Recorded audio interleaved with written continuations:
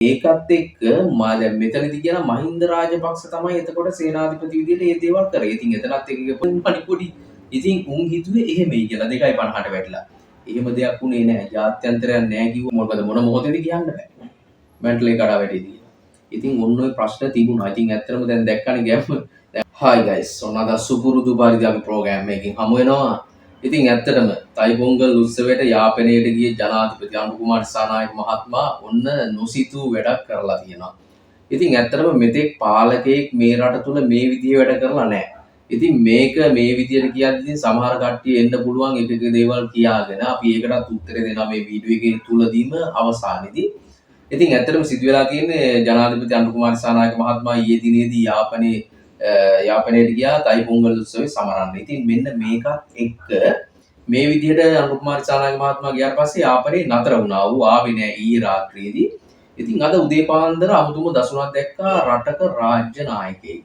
STF බටහින් දෙදෙනෙක් සමග විතරක් පයින් ඇවිදගෙන යනවා ජොගින්. ඒ කියන්නේ ශරීර සුවතා සඳහා පාරේ තනියම ඒ කියන්නේ පයින් ඇවිදගෙන යනවා. STF බටහින් දෙදෙනෙක් සමග. ඉතින් මෙන්න මේකත් එක්ක මේ විෂුවල් එක දැක්කට පස්සේ බොහෝ දෙනෙක් මේ සම්බන්ධයෙන් කතා කරන්න පටන් ගත්තා.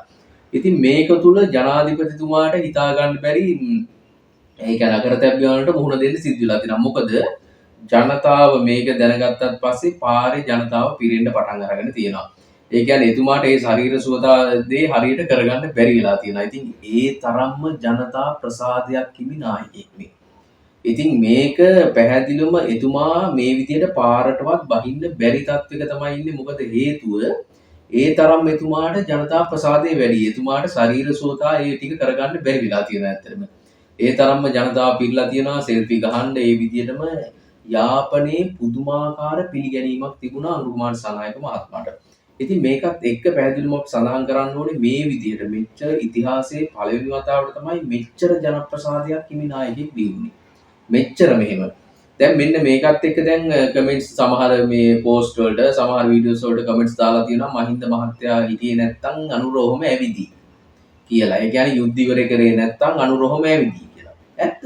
යුද්ධ ඉවර කරේ නැත්තම් ඔහොම ඇවිදින්න බෑනේ. ඉතින් ඒක ඕන කෙනෙකුට තේරෙනවානේ පැහැදිලිවම සරල දෙයක් මේක සරල සංසිද්ධියක් මේක. ඉතින් එතකොට මහින්ද තනියම ගිහිල්ලාද යුද්ධ කරේ. ඔන්න ඔය ප්‍රශ්නේ එතකොට එනවනේ. එතකොට සරත් පොන්සේකා මහත්මයා එතකොට තව රණවිරුව අපේ කී දෙනෙක් දිවි පිදුවද මේ යුද්ධය නිසා. එතකොට සාමාන්‍ය මිනිස්සු සියලුම දෙනාගේ එක්ව නිම කරපු යුද්ධයක අවසානය 30 අවුරුදු යුද්ධයක අවසානය තමයි මේ LTT ත්‍රස්තවාදීන් පරදලා මේ ජයග්‍රහණය ලබා ගත්තේ.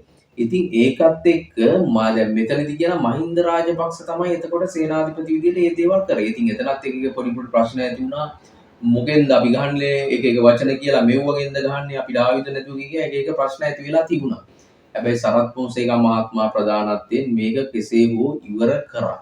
එතකොට මහින්ද රාජපක්ෂ හිටපු ජනාධිපතිතුමාටත් මේ ක්‍රෙඩිට් එක යා යුතුයි. පැහැදිලි ඒක. මොකද මේක මේ විදිහේ ප්‍රශ්නයක්. ඒවකට හිටපු ජනාධිපති කෙනෙක් කළ යුතු දෙයක් ඒක. අනිවාර්යයෙන්ම කළ යුතු දෙයක්. මොකද ඔහුගේ වගකීමක්. රට බේරා ගැනීම නායකයෙකුගේ වගකීමක්.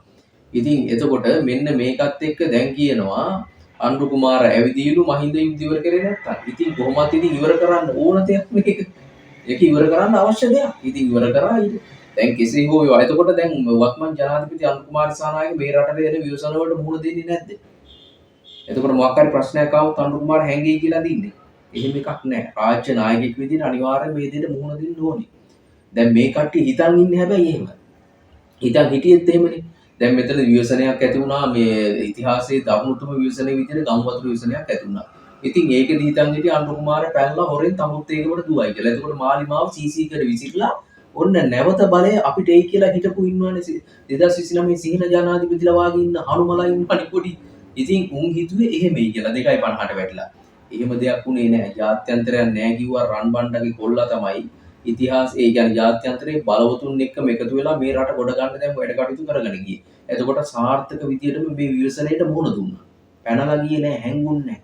ඒ වගේ තමයි මොන ප්‍රශ්නයාවත් ඔහු ඉදිරිපත් කළා. මොකද ඔහු රටේ නායකයා. ඒක තේරුම් ගන්න බැරි ඉතින් එක කටුකන සෙට් ඉතින් අර 5000 කෑලි වලට කටුකන සෙට් ඉතින් එක පෝස්ට් හදාද ෂෙයා කර දානවා. ඉතින් මේක අපි මීට කලින් අපේ ප්‍රෝග්‍රෑම් වලදී කියලා තියෙනවා වත්මන් ජනාධිපතිතුමා මේ රට බාරගත්තට පස්සේ අවුරුද්දක් දෙකක් ඇතුළත අනිවාර්යෙන්ම මේ රටේ කොහොමත් එතුමා ශරීර සුවතා කරන මිනිස්සෙන්නේ. එතුමා උතුම් මිනිසෙක්. ඉතින් එතකොට තනියම මේ රටේ ඇවිදින්න පටන් ගන්න එතුමා. ඕක කරන එක කරනවම තමයි අපි එදා එක කිව්වා. හැබැයි අද ඒක ටිකෙන් ටික ස්ටෙප් බයි ස්ටෙප් එතුමා ඒ තැනකට ඇවිත් තියෙනවා. අද SDF වටේින් දෙදෙනයි තුන්දෙනා ඒ වගේ ප්‍රමාණයක් යන්නේ. ඉතින් වෙන ජනාධිපති කෙනෙක් පාරට බහිද්දි කොහොමද? ඕක ඉතින් වෙන ශරීර සූතා කරන්නවත් මිනිසුන්ට පාරේ යන්නවත් ඉතියක් වෙන්නේ නැහැ. ඉතින් එතනම හිතා ගන්න පුළුවන්නේ ශරීර සූතා කරන්න පයින් ඇවිදින්න පුළුවන් වෙන්න එපා. ඒක ඊළඟ ප්‍රශ්නේනේ. අර දමනීය බ්ලොක් මේ දමනීය බ්ලොක් එහෙමනේ තියෙන්නේ. එතකොට ඇම්බියුලන්ස් යන්න ඕනේ පිටිපස්සේ. ඇවිදිද්දි මොකද මොන මොහොතේද කියන්න බෑ. මැන්ටලේ කඩා වැටෙදී. ඉතින් ඔන්න ඔය ප්‍රශ්න තිබුණා. ඉතින් ඇත්තටම දැන් දැක්කනේ ගැම්ම. දැන් අපි තම්බ්නේල් එකේ දාලා තියෙන අපි ෆොටෝස් ඉතින් වත්මන් ජනාධිපතිතුමා කිසිම ප්‍රශ්නයක් නැතුව මේ විදියට රට පාලනය කරගෙන යන එක ප්‍රශ්නයක් වෙලා තියෙනවා සමහරුන්ට.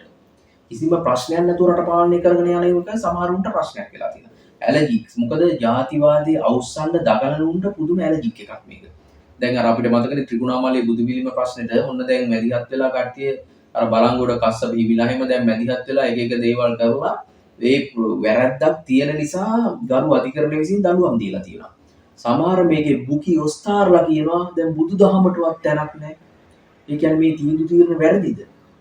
එහෙම වචනකින්වත් කියන්න අයිතියක් නැහැ. අපි ගරු අධිකරණයේ ඉස්සනම ආචාර කරලා තමයි මේ තීන්දුව తీරන පිළිගන්න ඕනේ. එතකොට වැරද්දක් තියෙන නිසා තමයි මේ දේවල් මේ තීන්දුව తీරන දීලා තියෙන්නේ. බුදු පිළිම උත්සගෙන එහෙට දුවලා මෙහෙට දුවලා මේ මේ දේවල් එතන අවුස්සලා ඒ හැමදේම කරලා අන්තිමේට කිසිම ප්‍රශ්නයක් නැතුව ඉන්න හදනවා. ඒකේ වැරද්දක් තියෙන නිසා තමයි මේ තීන්දුව తీරන ලබා දීලා තියෙන්නේ. ඒක ගැන හිතන්න කරන්න යන්න එපා. ඉතින් ඔන්න ඕක තමයි ඇත්ත කතාව. ඉතින් කෙසේ හෝ වේවා වත්මන් ජනාධිපතිතුමා මේ රට තුල ජනතාවත් එක්ක අනිවාර්යෙන්ම මේ රට ගොඩ ගන්නවා. අර ඉතින් 2.50ට වැටිලා පොරු පස්සේ යන මංගොල්ලකාරයෝ පස්සේ යන නීචයින් පස්සේ යන 2.50ට වැටුණු කටුකන සෙට් එකට ඉතින් කොහොමත් ඉතින් බලාගෙන ඉන්න තමයි වෙන්නේ. හැබැයි දාලා යන්නේ නැහැ. කට්ටියම මේ රට ගොඩ ගන්නවා කියන්නේ ඒ රට ඒ කට්ටියත් එක්කම තමයි යන්නේ. ඒකත් හොඳට මතක තියාගන්න. එහෙම අපි දාලා යන જાතියක් නෙමෙයි. ඉතින් එහෙනම් ඔබගේ අදහසත් අනිවාර්යෙන් යටින් කමෙන්ට් කරගෙන යන්න. ආදරෙන් ඉල්ලා සිටිනවා channel එක subscribe කරගෙන යන්න. ජය ජය.